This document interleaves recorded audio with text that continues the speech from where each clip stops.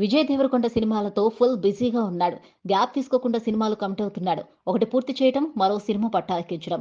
ఇదే కొంతకాలంగా రౌడీబాయ్ యాక్టివిటీ. ప్రస్తుతం పరశురామ్‌తో చేస్తున్న ఫ్యామిలీ స్టార్ ముగింపు దశకు చేరుకుంది.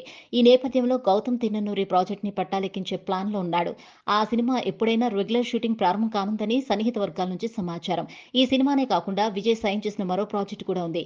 రవికిరణ్ కోలా దర్శకత్వంలోనూ ఓ సినిమా చేయాల్సి ఉంది. ఈ నేపథ్యంలో విజయ్ కోసం ఓ స్టోరీ సిద్ధం చేశాడట.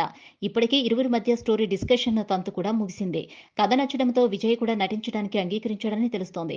విజయ్ రొమాంటిక్ ఇమేజ్ ను బేస్ చేసుకుని రాహుల్ రాసిన స్టోరీ అని సన్నిహితుల నుంచి తెలుస్తున్నమాట.